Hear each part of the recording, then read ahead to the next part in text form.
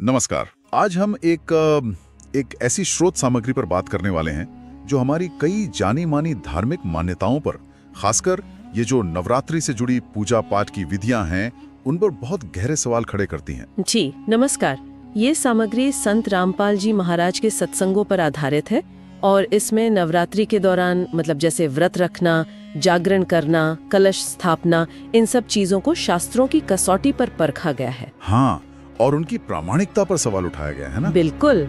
और ये सिर्फ सवाल ही नहीं उठाती, ये सामग्री वो गीता, वेद, पुराण जैसे धर्म ग्रंथों का हवाला भी देती है। अच्छा। और ये बताने की कोशिश करती है कि ये जो आम प्रथाएं हैं वो क्यों शास्त्रों के हिसाब से पूरी तरह सही नहीं है या शायद अधूरी हैं। हाँ, ये तो दिलचस्प बात है।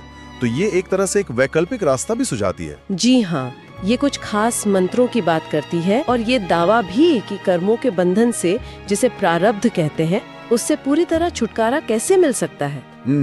तो आज हम इसी स्रोत के दावों और तर्कों की गहराई में उतरेंगे, समझने की कोशिश करेंगे कि ये क्या नजरिया है। बिल्कुल।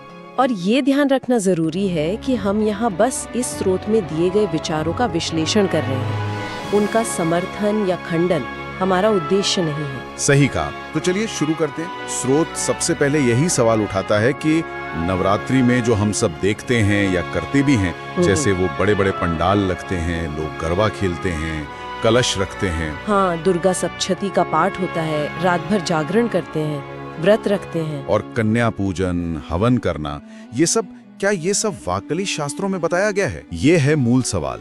स्रोत का मुख्य तर्क ये है कि इनमें से ज्यादातर चीजें वो लोक परंपराओं या बस सुनी सुनाई बातों पर टिकी हैं। अच्छा। उनका सीधा और साफ प्रमाण शास्त्रों में खोजना, वो कहते हैं, मुश्किल है। कोई उदाहरण दिया है स्रोत में? हाँ, जैसे भगवत गीता के अध्याय 6 श्लोक 16 का जिक्र है।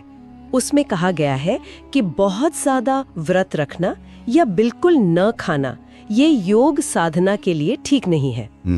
क्या लिखा उसमें? उसमें लिखा है कि योग न तो बहुत खाने वाले का सिद्ध होता है, न बिल्कुल न खाने वाले का। संतुलन जरूरी है। अच्छा। और वो रामायण से लूमस ऋषि वाला किस्सा, जी, वो उदाहरण भी दिया गया है। स्रोत बताता है कि उन्होंने बहुत तरह के व्रत रखे पर उन्हें मुक्ति नहीं मिली। मुक्ति नहीं मिली तो क्या हुआ? बल्कि उन्हें कई पशु पक्षियों की योनियों में जन्म लेना पड़ा। चील, सुअर, कुत्ता, ऐसी योनियां। अरे, तो ये कहानी इस बात पर जोर देने के लिए है कि सिर्फ व्रत रखने भर से मोक्ष पक्का नहीं है। और जागरणों के बारे में